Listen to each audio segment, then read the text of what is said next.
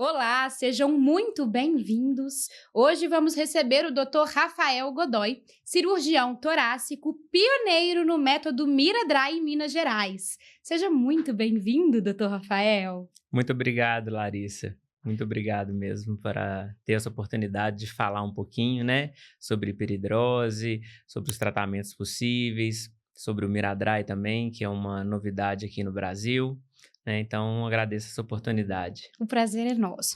Para começar, nós temos muitas perguntas relacionadas ao Miradry. A primeira delas é: suar muito é normal ou é uma doença? Então, suar, né, transpirar é normal. Agora, o suor em excesso, não. A transpiração, ela é fisiológica, né, faz parte do corpo dos mamíferos, então a gente controla a temperatura corporal através do suor.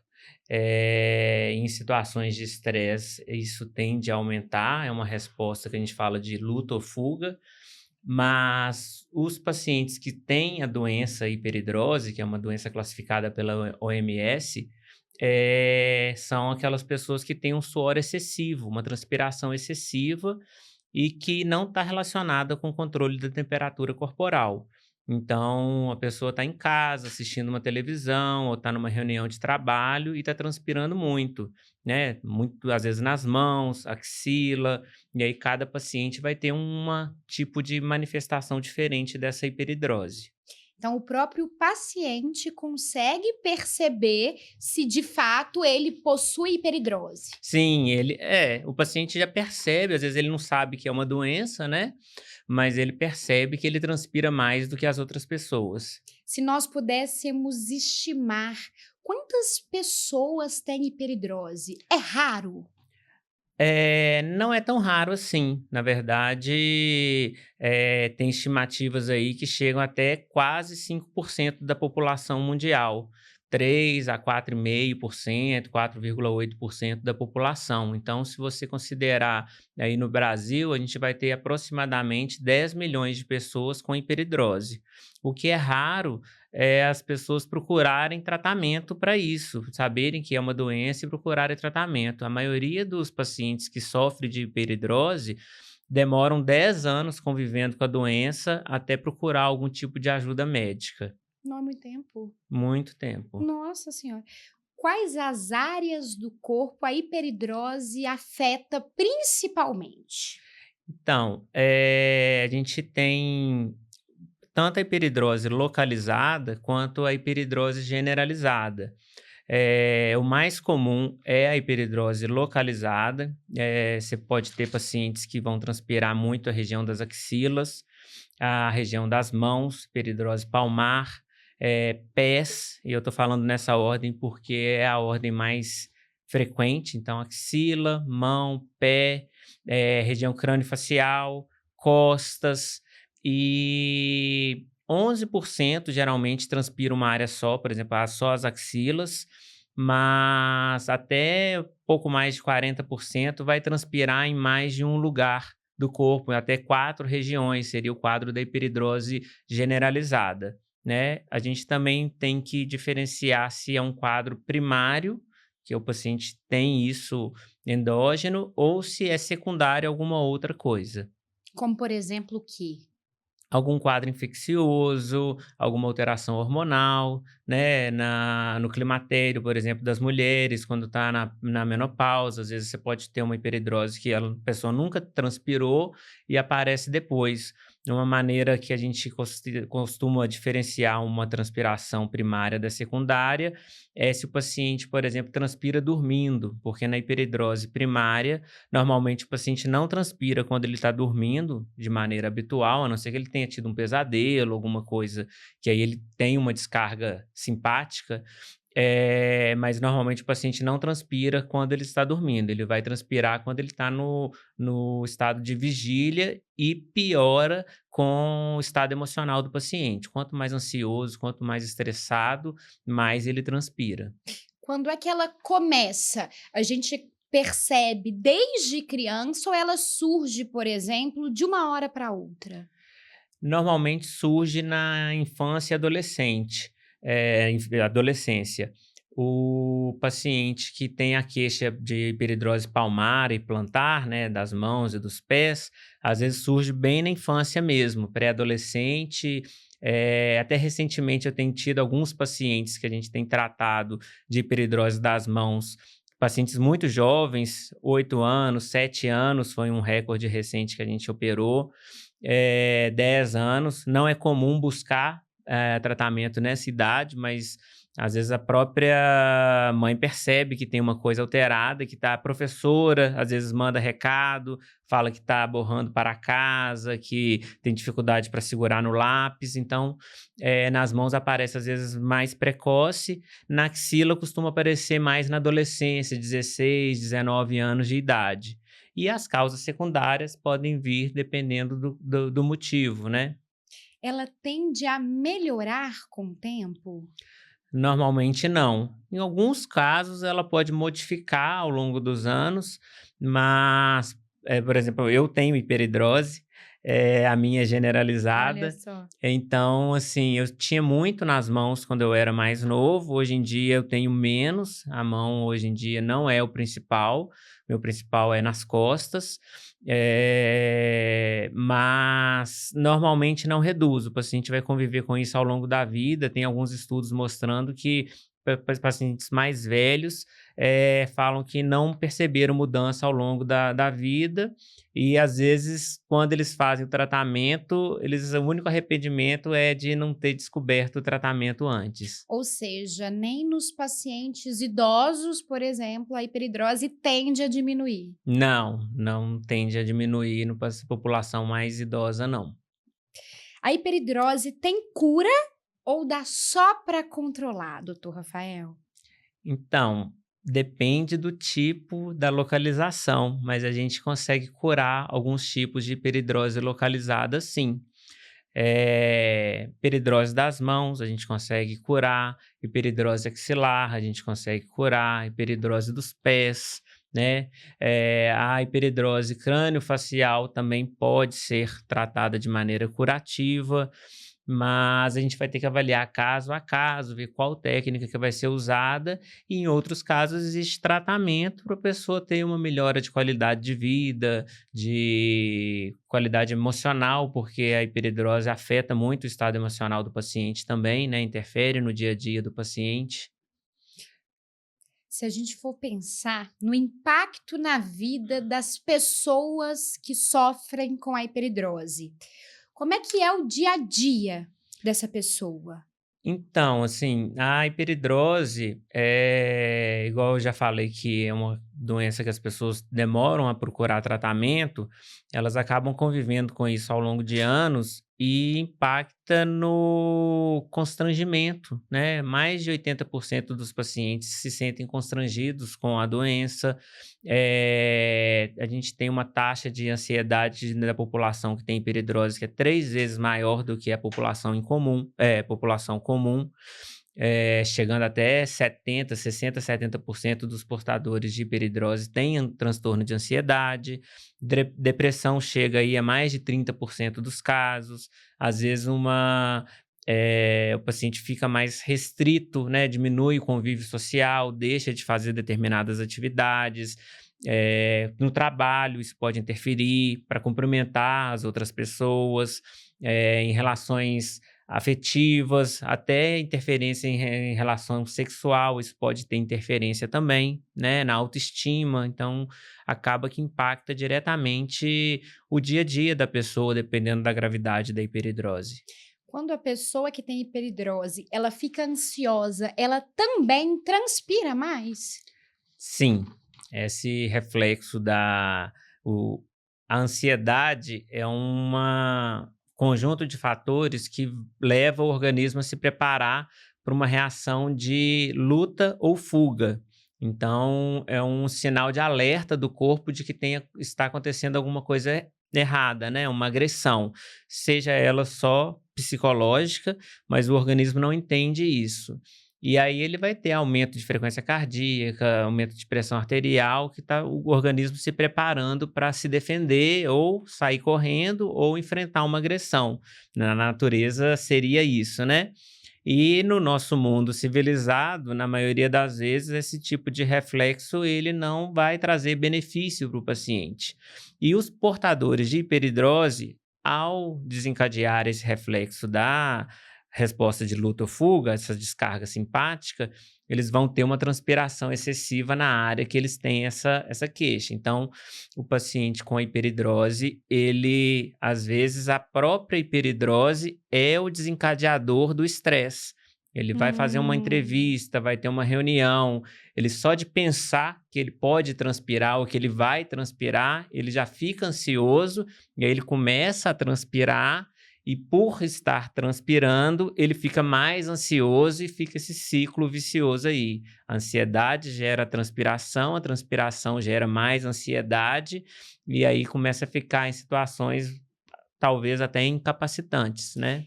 E de acordo com os pacientes que você atende, que você convive dentro do seu consultório, há relatos de pessoas que evitam sair de casa por causa do suor? Tem pessoas que deixam de fazer determinadas atividades, evitam determinados tipos de roupa, né? É muito comum os pacientes ficarem restritos a só roupas pretas ou brancas, determinados tecidos. No caso de pé, por exemplo, assim, a gente pega muito relato das mulheres que não usam sandália, rasteirinha, ou tem às vezes problema de vai usar um salto, o pé escorrega, de queda, Olha só. né, então até nessas situações acaba interferindo. Mas às vezes a pessoa leva outra roupa para o trabalho, ou tem que passar em casa para tomar um outro banho, né, é muito frequente nesses pacientes tomarem 2, 3 banhos, acha que o problema é questão de higiene, não é, né. É muito funcional o impacto, então, O na vida impacto é dessas funcional, pessoas. exatamente. Perfeito. Agora, se há um impacto funcional tão grande, por que há tanta demora para procurar o tratamento? Primeiro porque transpirar, teoricamente, né, uma coisa normal e as pessoas às vezes acham que não é a doença primária, é a hiperidrose. Ele acha que é porque ele é muito nervoso, porque é muito ansioso, porque tem outras queixas que ele tenta tratar antes de ir tratar a própria hiperidrose, né. Então e a questão de falta de divulgação, falta de conhecimento mesmo, uma certa negligência até das equipes de saúde como Hum. um todo, que às vezes ficam negligenciando esse tipo de sintoma, acha que é frescura do paciente, que é exagero, né, então isso tudo. Eu mesmo, portador de hiperidrose a vida toda, sabia que transpirava muito, mas eu não sabia que era uma doença, fui descobrir na época eu já era cirurgião geral, estava fazendo residência de cirurgia geral, que eu fui descobrir que existia tratamento para hiperidrose, que era uma doença diagnosticada. Agora eu quero saber então um pouquinho de como foi que você descobriu que não era suor, era hiperidrose? Eu já transpirava muito mesmo, estava relacionado com isso tudo que eu falei, de estresse, né? Época de prova, para poder fazer prova, a mão sempre borrava. Eu estou mexendo com a mão direita, mas eu sou canhoto. Então, Ah, o canhoto ele já tem a questão de escrever em direção à tinta, então a gente já costuma borrar a própria mão, porque você vai escrevendo e vai passando a mão por cima, né? A gente escreve empurrando, enquanto o destro escreve puxando a letra.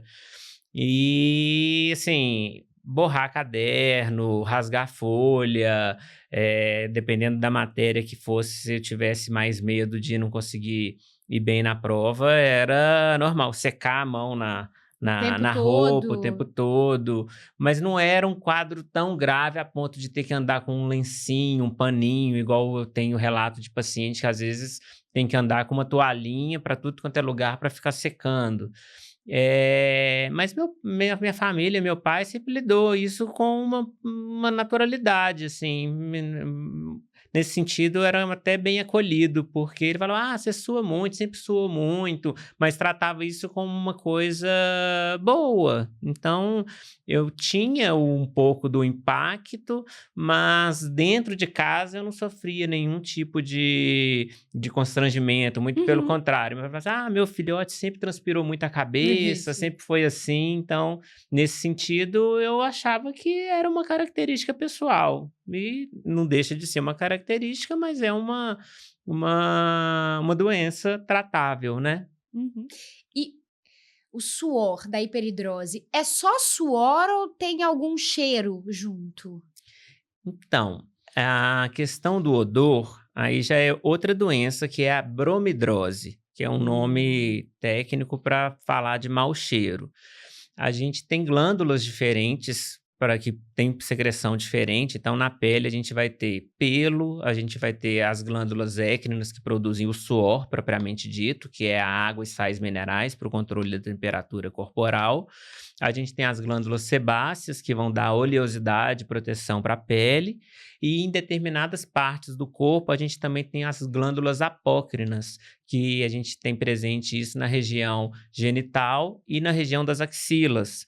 Essa secreção, ela a princípio, ela também não tem cheiro, mas a degradação das secreções pelas bactérias presentes na pele do paciente que vão dar o odor, que pode ser um odor, ruim.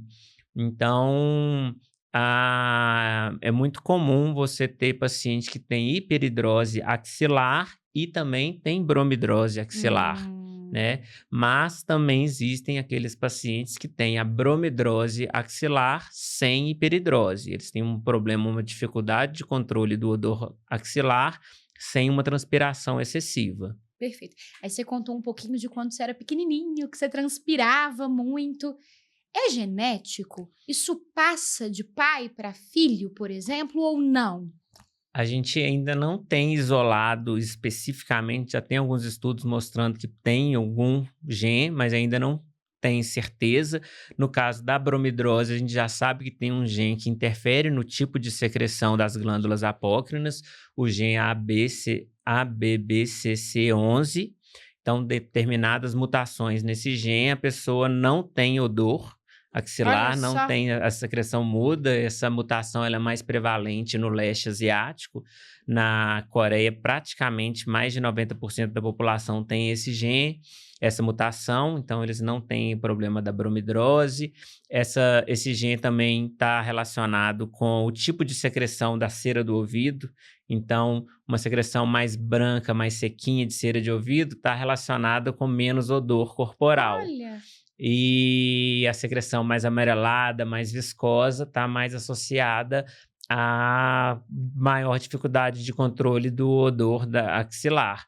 No caso da hiperidrose, a gente não tem especificamente o gene número tal, nome tal, mas a gente sabe que até 25% dos pacientes que têm hiperidrose vão ter um parente de primeiro grau que também tenha hiperidrose. No meu caso, por exemplo, meu pai também tem hiperidrose, mas a dele é só na mão, mas é um quadro muito leve, é só quando ele realmente está vendo um filme assim muito tenso, que aí ele transpira um pouco na mão.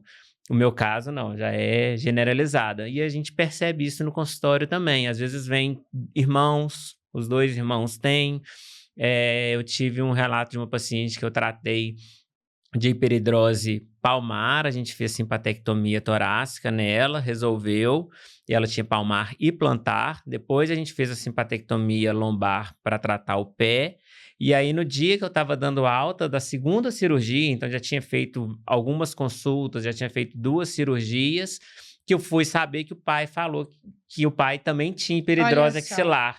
Então, mas ele conseguia controlar sem nenhum outro tratamento, só tratamento local e um quadro mais leve, mas eu só fui saber que ele era o parente de primeiro grau na segunda cirurgia da E paciente. às vezes está relacionada até mesmo à dificuldade de expor. Olha, eu tenho, eu transpiro. Então, às vezes, a pessoa convive com você, É. você não sabe, porque o impacto funcional e psicológico é tão grande que às vezes nem a pessoa mais próxima sabe. Pois é.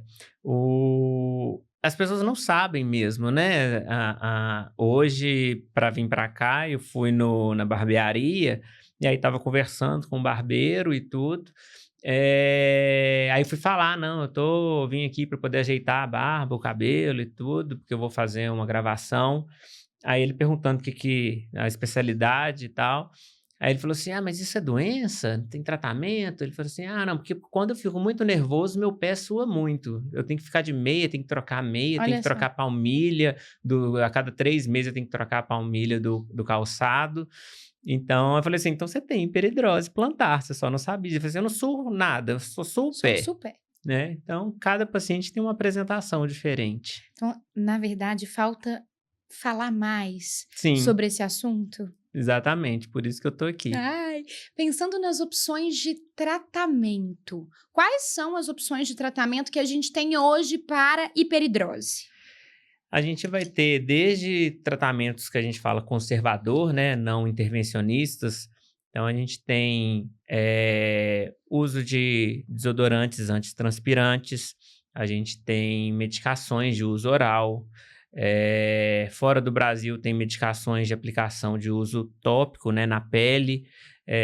No Brasil a gente tenta mandar manipular, às vezes, esses anticolinérgicos para fazer o uso tópico também. Então a gente vai avaliar caso a caso, ver efeito colateral ou não, contraindicação das medicações ou não. Existe também a iontoforese, que é um aparelho que você usa uma corrente elétrica para poder atrapalhar o funcionamento das glândulas sudoríparas. No caso, essa iontoforese, o paciente acaba não é muito difundido no Brasil, é mais fora, mas a gente consegue comprar esse aparelho, não é uma coisa muito cara, e o paciente faz em casa, só que ele tem que ficar fazendo repetidamente, para o resto da vida, porque ele tem que repetir geralmente uma vez por semana, você vai tendo a renovação da pele e aí você acaba tendo que repetir. Você tem, os desodorantes antitranspirantes, tem algumas marcas que têm uma concentração maior de cloridrato de alumínio, e o paciente que tolera, que não tem irritação, às vezes ele consegue um bom controle também com isso. E existe a simpatectomia, que é um procedimento cirúrgico que a gente faz no ambiente hospitalar, que é muito boa para o tratamento da hiperidrose localizada. Tem que avaliar também questão de contraindicação, para a gente diminuir o risco aí de hiperidrose compensatória. E tem o Miradry, que é um procedimento que a gente faz no regime ambulatorial, o paciente faz na clínica, é um procedimento não invasivo, ele vai embora na mesma hora, dá para ir dirigindo. Então, essas opções. E também tem a questão da curetagem, uma lipoaspiração superficial da axila, para você tentar remover mecanicamente as glândulas ali através de uma lipoaspiração superficial mesmo. Então, eu estou lembrando aqui as medicações, iontoforese, simpatectomia, antitranspirantes, Miradry, acho que eu falei todas. Perfeito. Você estava falando um pouquinho sobre o antitranspirante. É aquele de farmácia normal, o desodorante que a gente encontra na prateleira das farmácias? Então, a rigor, o desodorante seria um produto para tratar o odor, Ah, olha né. só, não Então, sabia. pelo nome desodorante, estragando aqui o aparelho. O Quer que desodorante quer que eu volte? não ligo não, pode continuar. Desodorante é para tratar odor, para controlar o odor axilar. E o antitranspirante é para diminuir a transpiração. Uma coisa até importante de falar é que nos pacientes que sofrem de bromidrose, a gente hoje em dia tem recomendado evitar o uso de antitranspirante, porque o antitranspirante muda a flora bacteriana da pele da axila e às vezes vai propiciar o crescimento das bactérias ruins que vão aumentar a questão da produção de odor axilar. Então, o antitranspirante pode ser uma opção no tratamento da hiperidrose leve, que às vezes é suficiente nos quadros mais leves, mas nos quadros moderados a graves, o paciente já fez uso desses opções e não surtiu efeito. Tem outras marcas, às vezes, mais fortes e tem produtos específicos para a hiperidrose, que tem uma concentração de 15 a 20% do cloridrato de alumínio, que faz a função de obstruir os poros, e é uso contínuo. Você vai ter que aplicar ali em dias alternados, a cada 2 dias. Tem loção desses produtos para os pés, para a mão. Então, se o paciente não tiver irritação com o alumínio, às vezes ele consegue fazer o tratamento com isso. Nos quadros mais graves, que muitas vezes chegam no consultório, ele já fez uso disso e não funcionou. Uhum. Botox. A gente vê muita gente aplicando Botox para parar de transpirar. Funciona mesmo ou não? Então, o Botox, as pessoas estão acostumadas com o Botox para tratamento estético, para ruga, e outra função que pode ser feita é a aplicação do Botox na pele, uma injeção intradérmica, para impedir que o estímulo simpático, do nervo simpático, chegue nas glândulas na pele. Funciona. A taxa de sucesso dele aí fica em torno de 90%. O problema é que ele é temporário. Sim. Então, depois de um tempo, da mesma maneira que o efeito passa para a questão da estética, para hiperidrose, o efeito do Botox vai passar também, mas funciona assim.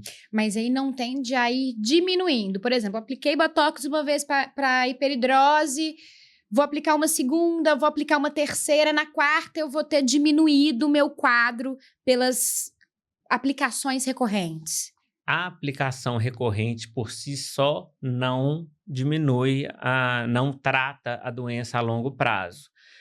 Pode acontecer do paciente, depois de tratado, na primeira sessão, ele ficar menos ansioso e, às vezes, isso diminui um pouquinho a transpiração dele, se ele persistir com menos ansiedade.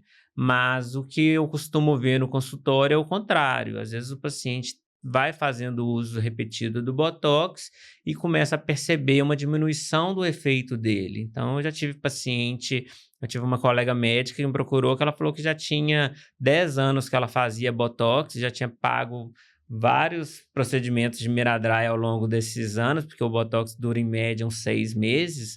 Vai variar de paciente para paciente, de aplicação, de profissional que está fazendo essa aplicação.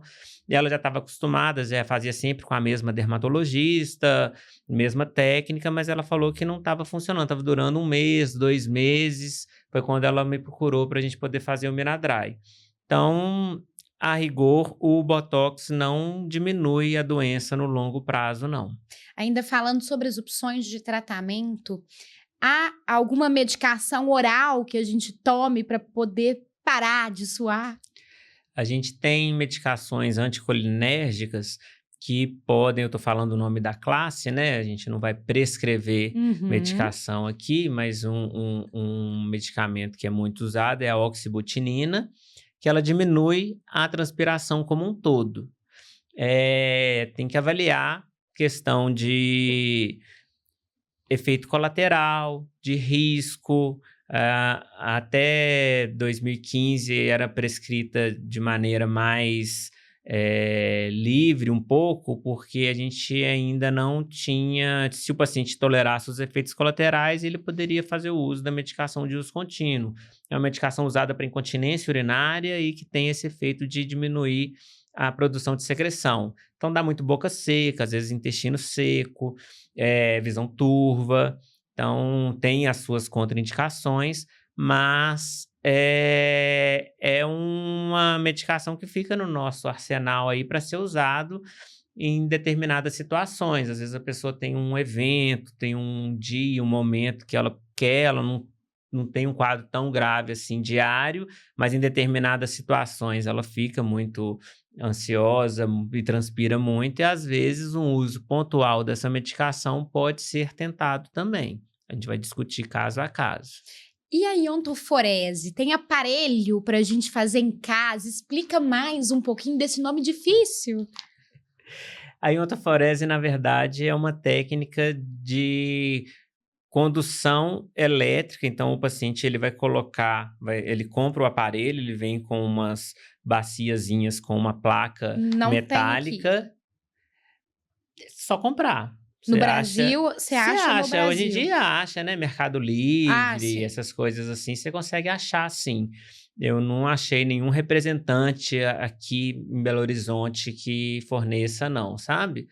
Mas o paciente adquire o aparelho, tem marcas diferentes, e ele vai usar uma corrente elétrica de baixa intensidade com uma solução salina e fica ali 20 a 30 minutos com a mão ou com o pé dentro daquela solução.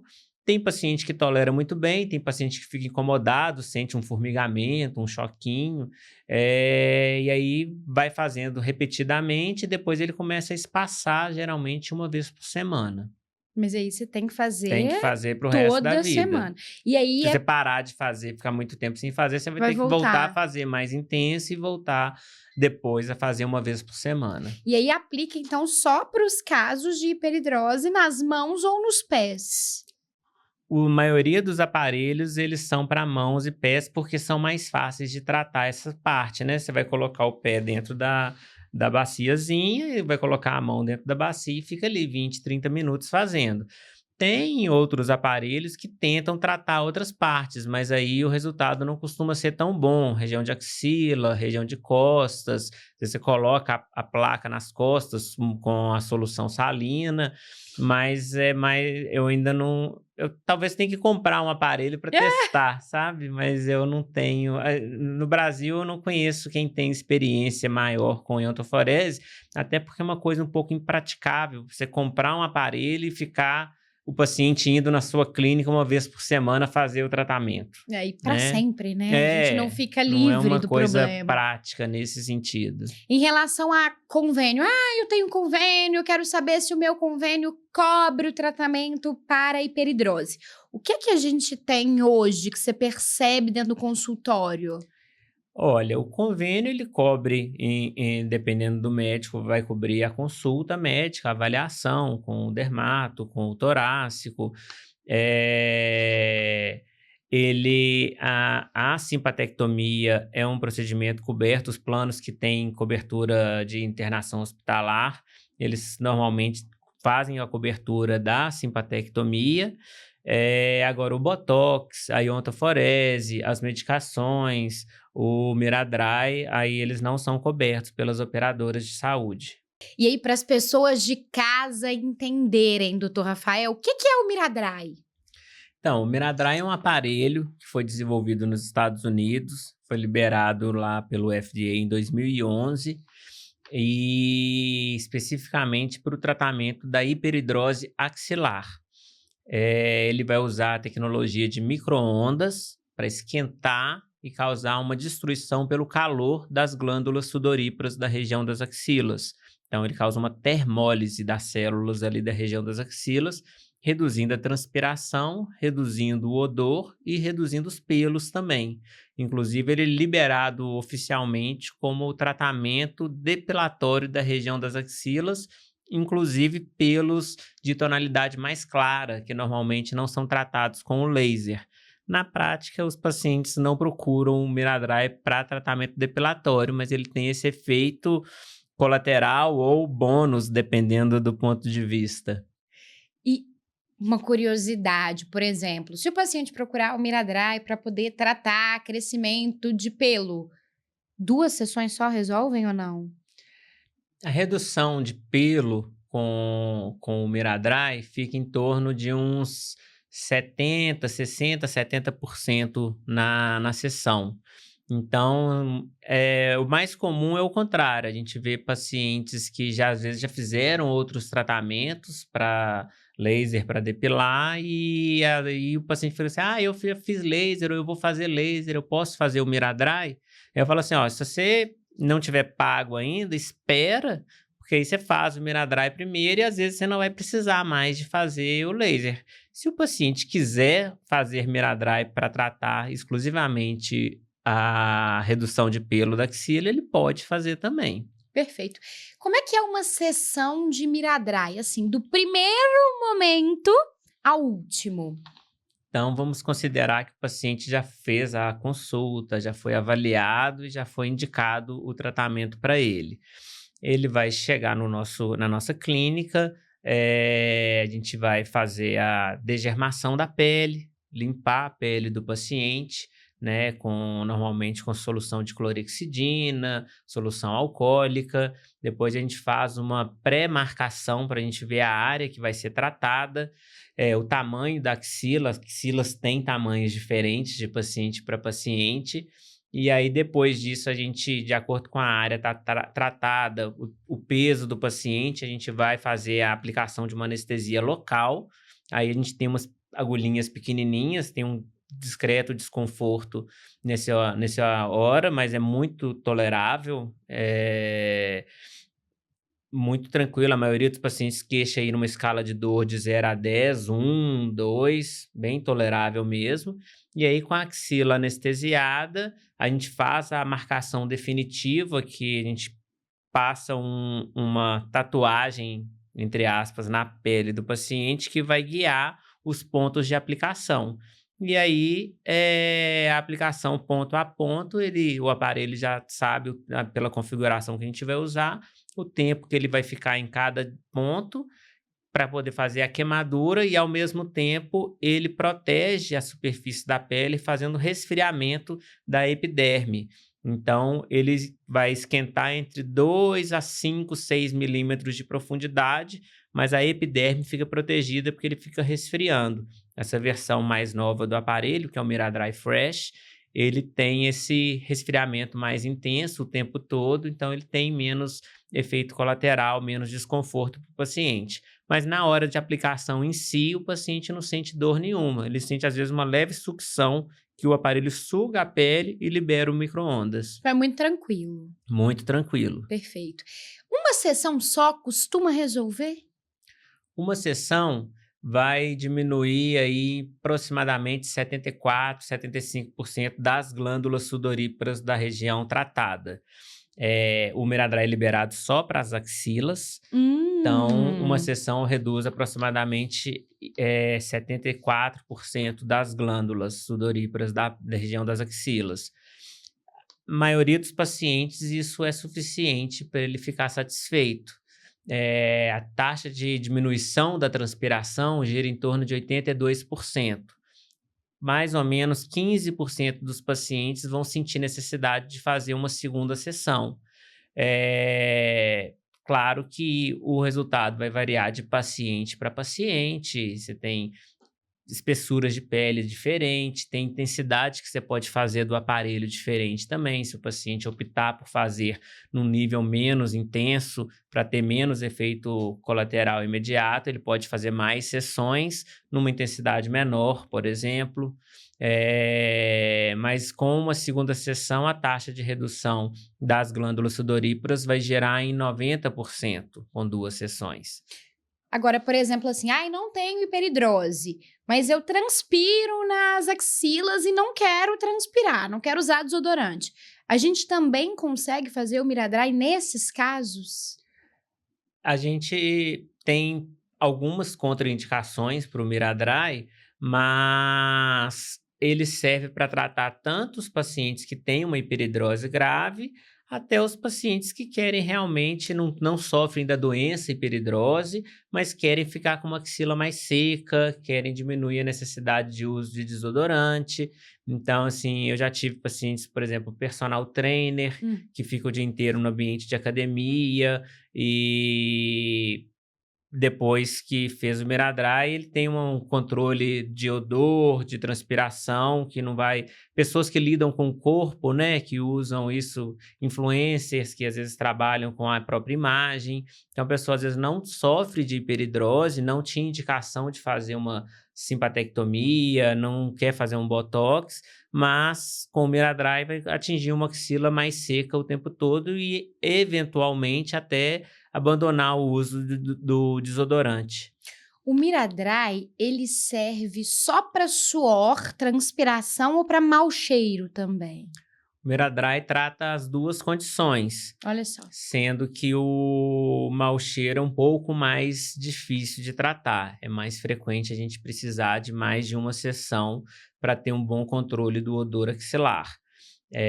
Mas ele reduz o odor também, né? A gente, na consulta, eu deixo isso muito claro para os pacientes, que o paciente que sofre de uma bromidrose mais grave, a gente vai facilitar o controle. Eu não posso prometer que o paciente nunca mais vai ter odor axilar em nenhum momento, Uhum. mas se aquele paciente ele tinha uma necessidade, depois de um banho, 1, 2 horas depois, ele já estava percebendo um odor axilar intenso, ele consegue durar 6 horas, 8 horas, às vezes sem ter queixa de odor, né? E esses pacientes são pacientes que sofrem muito, que costumam tomar 2, 3, 4 banhos durante o Nossa. dia, levar desodorante para o trabalho.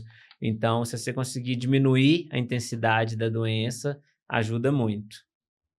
Pensando agora nas aulas de biologia lá da escola, a gente pensa em transpiração, a gente pensa, a gente precisa transpirar para poder regular, por exemplo, temperatura do corpo. Não suar na axila não faz mal? A gente não precisa transpirar pela axila? Então, a verdade é que a pele é o maior órgão do nosso corpo. E as axilas correspondem a aproximadamente 2% da nossa superfície corporal. Então, se você deixar de transpirar nessa parte do corpo, não interfere em nada no controle da temperatura corporal. São mais de 500 mil pacientes tratados no mundo todo e não tem nenhum relato de paciente que teve alguma disfunção do controle da temperatura depois da realização do Miradry. E outros pacientes aí fazendo botox, simpatectomia, também não tem esse tipo de queixa. Como é que você decide se o paciente ele vai fazer o Miradry, ele vai para simpatectomia? Como é que você divide esses pacientes dentro do consultório? Quais são as indicações de cada um desses métodos? É. Hoje, para axila, a primeira escolha fica sendo o Miradry. A escolha final é sempre do paciente. Eu Sim. vou explicar benefícios e riscos de cada caso, ver qual que é o caso do paciente, mas se a queixa principal do paciente for axilar, ou exclusivamente axilar, a melhor escolha hoje é o Miradry, porque ele não tem risco de aumentar a transpiração em outra parte do corpo, que é a hiperidrose reflexa ou hiperidrose compensatória. No caso da queixa de hiperidrose de mão, aí a longo prazo a melhor opção é a simpatectomia, porque não tem Miradry para as mãos, não tem outra opção cirúrgica para as mãos, e o que a gente tem seria aplicação de botox ou uso de aplicação de medicação tópica. E os pacientes geralmente não estão querendo um procedimento temporário, estão procurando um procedimento definitivo. Então, se ele não tiver contraindicação para a realização da simpatectomia, a escolha do tratamento da hiperidrose das mãos ou dos pés é a simpatectomia, seja simpatectomia torácica ou simpatectomia lombar, mas sempre avaliando riscos envolvidos nos procedimentos, risco de compensatória, então a gente tem que fazer uma avaliação individualizada mesmo. Nos casos em que o paciente faz o Miradry, não tem esse mecanismo compensatório do suor? Não. Da mesma forma que o botox também não tem esse mecanismo compensatório, né, as pessoas não têm esse medo com o botox, elas também não precisam ter esse medo com o Miradry. O grande responsável pelo suor compensatório é o nervo simpático. Então a gente já sabe que o nível que é realizada a cirurgia, quanto mais alto no nervo você faz a intervenção, maior esse risco de suor compensatório. Então, se você faz uma intervenção ao nível do gânglio torácico simpático T2, que é bem alto, que era o que a cirurgia era feita lá nos anos 80, 90, você tinha até 80%, 79, 80% de compensatório. Então, praticamente, o paciente fazia uma escolha de parar de suar numa região e aumentar em outra parte do corpo. À medida que a técnica foi ficando mais refinada e que os cirurgiões foram percebendo que você pode fazer uma cirurgia mais baixa no nervo simpático, e foram percebendo que a taxa de compensatória vai diminuindo. Então, no gânglio torácico 3, dependendo do tipo de estudo, isso aí vai variar de 30% a 40% de compensatória. E no gânglio simpático 4, que é o foco para a mão hoje em dia, na maioria dos centros de cirurgia torácica, você vai ter 10, 15% de suor compensatório. Então, a abordagem do nervo simpático que leva a esse suor reflexo. Esse nome compensatório, ele é um nome que que ficou estabelecido, mas parece que o organismo está compensando, ele parou de suar num lugar e vai ter que compensar em outro. Mas, na verdade, é um problema regulatório autônomo, né? Uma desregulação autonômica que o paciente tem, que pela interferência no nervo simpático, ele tem um desequilíbrio e aumenta em outras partes, frequentemente abaixo da área que foi tratada. Então, o suor compensatório mais frequente é abdômen e costas. Olha só. O Miradry, ele tem efeitos colaterais? O que que o paciente que fez o Miradry pode esperar nos primeiros dias depois do procedimento, doutor? Então, o Miradry tem efeito colateral, sim.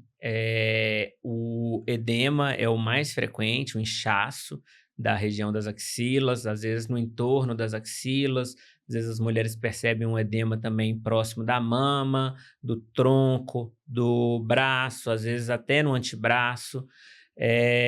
Alteração de sensibilidade também é frequente, fica uma área meio dormente, ou às vezes meio formigando. Fibrose, calombo na região das axilas também é frequente, menos frequente, mas também acontece. 30%, 40% dos pacientes vão ter alguma queixa de alguma fibrose, algum calombinho, alguma área endurada na região das axilas. O edema regride e ficam pontos mais durinhos, que todos esses que eu falei costumam ser autolimitados, respondem bem à massagem local e vão durar aí o edema uma semana. Ele vai regredindo, né? O auge do edema vai ser com 24 a 48 horas é o auge do edema. Com 48 a 72 horas, o paciente já está percebendo que o edema está regredindo e normalmente com uma semana a 10 dias ele já regrediu completamente. Alteração de sensibilidade dura um pouco mais, às vezes até 1 a 2 meses. As fibroses podem durar aí um mês e pouco, vai depender também se o paciente fizer um pouquinho mais de massagem, se voltar à movimentação normal. Dor na região das axilas, a primeira noite costuma ser um pouquinho mais chato, às vezes é necessário o uso de algum analgésico comum. Às vezes a gente usa também um pouco de anti-inflamatório em alguns casos, se não houver contraindicação. E o que é fundamental é a aplicação de gelo local nas axilas. Então, a gente acabou de fazer a aplicação do Miradry de um lado, a gente já faz a aplicação de compressa de gelo naquela axila, enquanto a gente está fazendo a aplicação do Miradry do outro lado. Isso é fundamental, a gente vai explicar tudo de pré e pós antes do procedimento, para o paciente se preparar para poder ter esses cuidados, mas são todos muito tranquilos, dá para o paciente, se for trabalhar de home office, dependendo do tipo de trabalho que o paciente faça, ele pode fazer no dia seguinte sem maiores dificuldades. Eu já tive médico que a gente fez e que atendeu o paciente no dia seguinte, falou assim, não consegui mexer na minha agenda, eu tenho que fazer uns atendimentos pela manhã no dia seguinte, e ela depois me relatou que foi super tranquilo, ela fez o gelo durante o dia do que a gente fez o Miradry, no dia seguinte de manhã aplicou um pouquinho de gelo antes de sair de casa, atendeu os pacientes pela manhã, voltou e continuou aplicando, falou que foi super tranquilo. Mas quase todo paciente vai ter edema, vai ter alguma dorzinha, palpação, algum desconforto, mas tudo autolimitado. Perfeito. Então, você não precisa se ausentar, por exemplo, muito tempo do trabalho. Depende da função que o paciente exerce, né? Então, por exemplo, se é um policial, se é um segurança, alguém que trabalha, que corre o risco de, às vezes, ter que fazer uma atividade física mais intensa, aí a gente, nesses casos, fornece o atestado de afastamento desse período para o paciente poder se recuperar. Mas se é um trabalho mais administrativo, ou se é num ambiente que o paciente pode cuidar da própria axila, né? Porque além do gelo que eu falei, que é fundamental, tem que lavar 2 vezes por dia, passar a pomada que a gente prescreve também 2 vezes por dia, manter sempre limpa e seca. Se o paciente tiver condição de fazer isso e trabalhar, ele pode sim, ele tem condições físicas de trabalhar. O que fica restrito é atividade física intensa por 5 a 7 dias. Também é restrito a questão de mergulhar. Então, Olha não pode só. entrar em piscina, não pode entrar em banheira, não pode entrar em hidromassagem, não pode entrar no mar. Às vezes tem paciente que quer fazer na véspera de uma viagem, porque quer ficar livre para poder ir viajar sem transpirar ou sem o odor das axilas. E orienta, olha, você tem que fazer uma semana antes, senão você Espera vai mais um para tiquinho. espera mais um tiquinho, senão você vai para a praia e não vai poder entrar no mar, né? Não vai conseguir ficar na praia colocando gelo na axila no dia seguinte. Então, a gente explica, orienta isso tudo para agendar na melhor data possível para o paciente.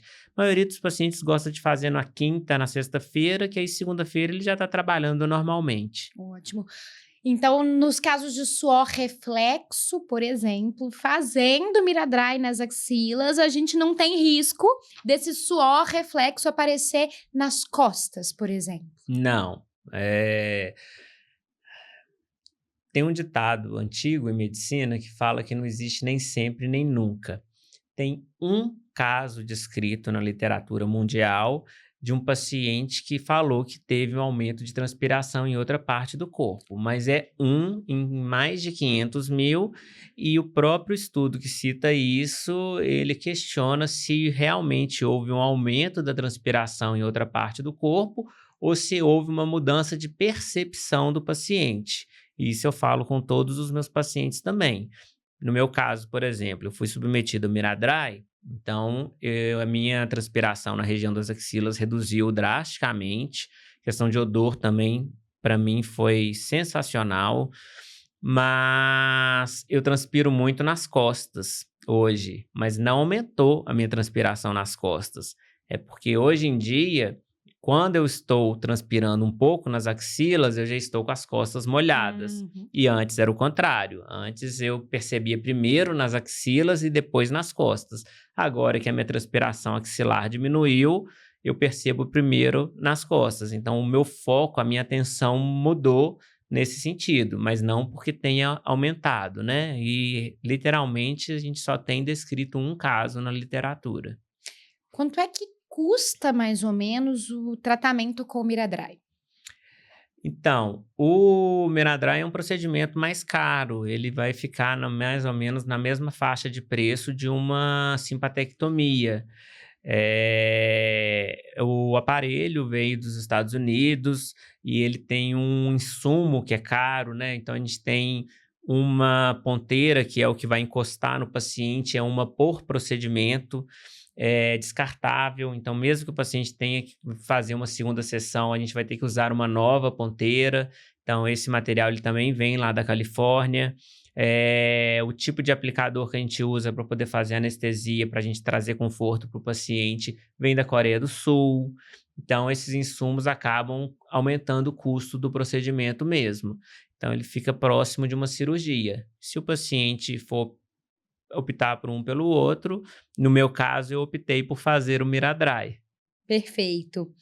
Ele pode dar errado, doutor Rafael? Por exemplo, há casos em que ele não funciona como esperado? Sim, né? A gente não pode prometer 100% de resultado. Se houver alguém que está prometendo 100% de resultado da área de saúde, está mentindo. Desconfie. Desconfie, né? Então, quem promete garantia absoluta, você vai ter garantia de carro, de né, de uma construção, e às vezes, mesmo assim, você pode ter que fazer um reparo, um ajuste, um recall. Então, as falhas, elas existem as falhas terapêuticas. Tem paciente que, por uma questão, talvez, de profundidade de onde que a glândula está, às vezes ela é um pouco mais profunda naquele paciente, o aparelho não vai conseguir destruir uma intensidade tão grande, né? Pode ter variação de técnica que está sendo feita ali da marcação da axila do paciente. Às vezes você pode tratar e uma parte da axila não ter sido coberta, então o paciente percebe ainda que tem transpirando, mas às vezes é uma área que não foi totalmente tratada, né? Questão do odor, por exemplo, o paciente às vezes tem uma redução do odor, mas continua incomodado com o pouco que ficou daquele odor axilar. E realmente falha terapêutica existe, fica aí na ordem de menos de 10% dos casos. Quem é que não pode fazer Miradry? Tem alguma contraindicação ao procedimento? Então, contraindicação, a gente tem as contraindicações absolutas, são aquelas que o paciente não pode, não vai poder fazer. O paciente que é alérgico a anestésico local, porque a gente precisa de fazer uma anestesia local, senão não tem como fazer o Miradry. Paciente que tem algum dispositivo cardíaco implantável, tem um desfibrilador implantável, tem um marca-passo, ele também é contraindicado. E o paciente que faz uso de oxigênio. Então, essas são as 3 contraindicações absolutas. E existem as contraindicações relativas. Então, a gente não vai fazer Miradry em gestante, a gente não vai fazer Miradry se o paciente tiver com uma doença de pele na região das axilas, a gente vai precisar de tratar isso antes, a pele da axila tem que estar saudável. Se o paciente já tiver feito alguma cirurgia maior, tiver alguma alteração da anatomia da região axilar, pode ser uma contraindicação também. Então, eu já tive no consultório paciente que tinha feito curetagem e ficou com... Eu já tive pacientes que fizeram curetagem e que não tiveram problema nenhum, e a gente Uhum. fez o Miradry depois. Não tiveram êxito na curetagem e acabaram me procurando pelo Miradry. Mas já tive paciente que fez uma curetagem que ficou com uma fibrose, uma aderência da pele nos planos mais profundos e que, se isso não se resolver, ela não pode fazer. Ou já fez um esvaziamento axilar, uma cirurgia maior na região das axilas para remover linfonodos, no caso de um Uhum. câncer de mama, alguma coisa assim, também é contraindicada a realização do Miradry nesses casos. E, eventualmente, até questões anatômicas. Um paciente que tem uma axila muito profunda, que você possa não conseguir acoplar o aparelho. Eu ainda não peguei um caso assim, mas a gente tem que levar toda essa questão até anatômica do paciente para saber se é possível realizar mesmo. Há perspectiva de o Miradry ser liberado ou criarem alguma outra técnica, mas mais ou menos parecido com a eficácia para outras áreas de hiperidrose? Então, essa é uma pergunta frequente que eu recebo, e o Miradry ele foi desenvolvido, foi testado e foi liberado para o uso nas axilas. É o que o fabricante recomenda, é o que eu faço. Eu sei que fora do país já tem cirurgiões ou médicos que realizam o Miradry, que tem um volume maior, né? A gente está com um volume aí de mais de 100 pacientes tratados com Miradry Olha aqui em Belo só. Horizonte, pacientes que já vieram de outros estados, mas eu sigo estritamente a liberação dele, então eu faço uso somente axilar. Mas fora do Brasil, eu sei de um cirurgião torácico na Alemanha que ele realiza o Miradry na região das costas, para tratamento ou de hiperidrose primária nas costas, ou mais frequentemente de hiperidrose compensatória na região das costas. Só que aí você vai ter que fazer mais sessões, vai encarecer mais o procedimento. Acredito que talvez exista a liberação dele para a região das costas por questão de segurança anatômica, seria tranquilo. Outras regiões, principalmente região de virilha, região inguinal, que é uma busca mais frequente, aí eu acredito que, se não houver grandes mudanças na tecnologia, por enquanto não vai ter. Mão também, porque você tem uma proximidade muito grande da pele com estruturas nobres, nervos, tendões, Então, você vai tentar queimar a glândula e pode queimar outra estrutura também. Então, para a mão, acredito que também não vá ter Miradry, né? A não ser que a tecnologia mude drasticamente por aí. E região de virilha, de glúteo, não recomendo, não vou fazer. E o único caso na literatura que a gente teve de óbito relacionado ao Miradry foi um paciente que foi submetido ao Miradry na região perianal, evoluiu com um quadro infeccioso, uma necrose e depois um óbito, né? Então, apesar da busca, isso a gente não vai fazer. Segurança do paciente Sim, sempre em primeiro lugar, né? exatamente. E por que te escolher como cirurgião para poder realizar esse método? Eu já trato a hiperidrose há muito tempo, né? Já fiz muitas simpatectomias, são mais de 700 simpatectomias que eu já entrei. A gente faz tanto a simpatectomia torácica para o tratamento da hiperidrose de mão, crânio-facial, apesar do que não é o tipo de cirurgia que eu gosto tanto, porque o risco é um pouco maior para tratar crânio-facial, o risco de compensatória, né? Deixo isso muito claro para o paciente, eu informo isso tudo a eles, né? Os riscos envolvidos. A gente faz a simpatectomia lombar também para o tratamento da hiperidrose dos pés. E no caso do Miradry, eu sou pioneiro aqui em Minas Gerais.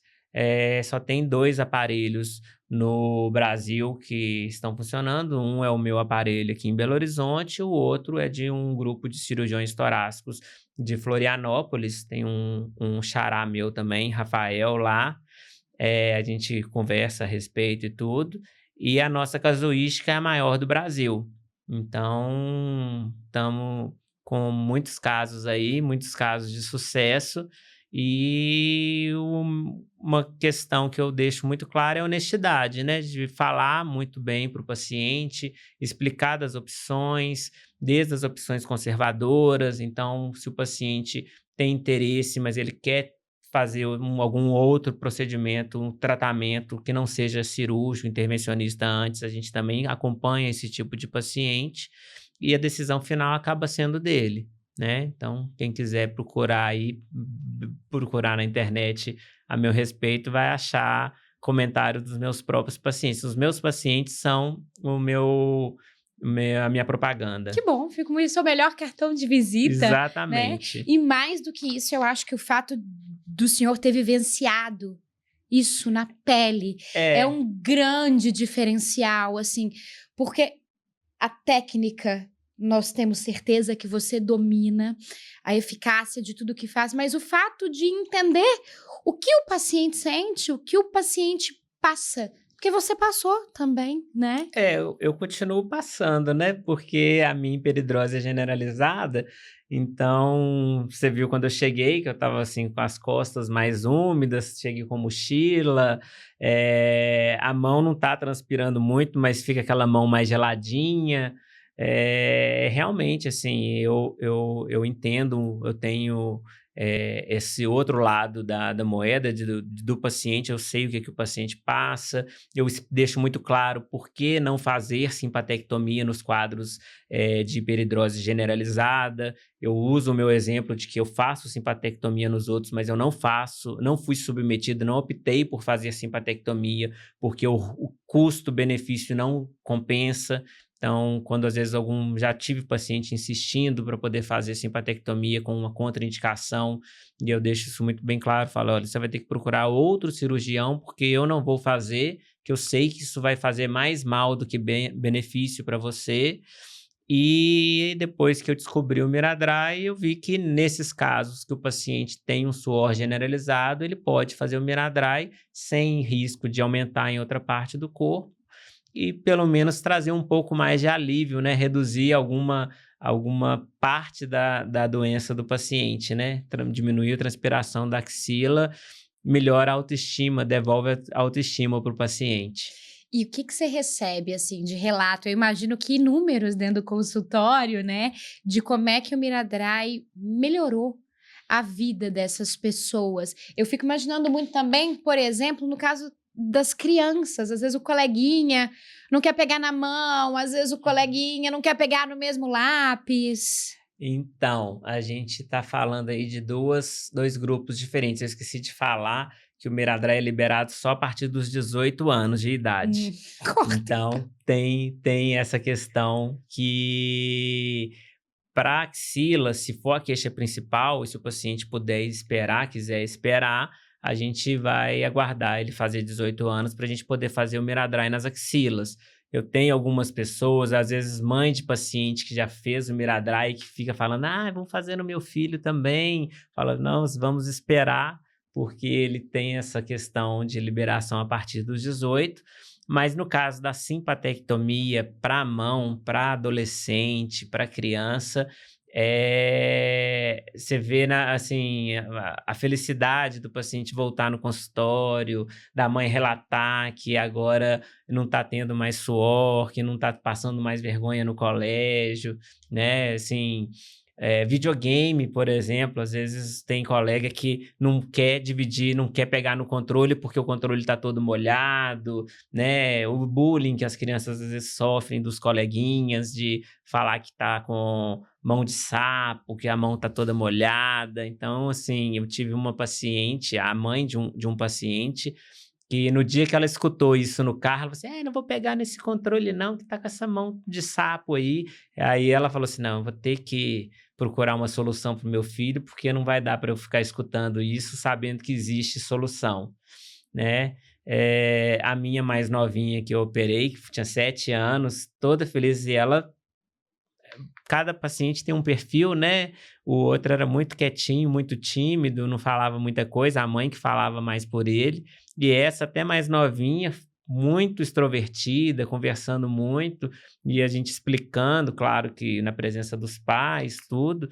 Ela muito assim, então minha mão vai ficar seca, não sei o quê. E aí, no dia seguinte que eu operei ela, não, no mesmo dia da cirurgia, depois eu conversando com a mãe, assim, mais tarde, para ter notícias de como é que ela estava. Aí ela me mandou um áudio agradecendo, eu fiquei todo feliz, eu ganhei meu dia, sabe? Então a gente fica muito feliz de devolver autoestima, qualidade de vida para os pacientes. Perfeito. Então, o Miradry, em síntese, é uma técnica eficaz, Sim. segura, Uhum. que não vai ter grandes efeitos colaterais e nem dificuldade de recuperação. Ele é extremamente seguro, minimamente invasivo, baixíssimo tempo de recuperação. Realmente, assim, de todas as técnicas, permanente, né? O resultado, todos os pacientes percebem uma piorazinha da transpiração nos primeiros semanas, meses, porque você tem agressão térmica e mesmo as glândulas que não morreram, elas ficam sem funcionar direito e depois, com o tempo, elas voltam a funcionar. Então, os pacientes percebem, às vezes tem uma lua de mel, digamos assim, que ele fica transpirando zero. Depois ele volta a transpirar um pouco, estabiliza num platô bem menor do que o original dele. Se for o caso, ele vai fazer uma segunda sessão, mas é um tratamento permanente, né? E não invasivo. O paciente vai para casa, pode ir dirigindo para casa. Já tive um paciente que veio de avião de São Paulo e voltou no mesmo dia, né? Então, é uma tecnologia que veio aí para ajudar. Perfeito. Muito obrigada pela conversa. Eu é que agradeço, Larissa. Prazer ter você aqui. Prazer foi todo meu.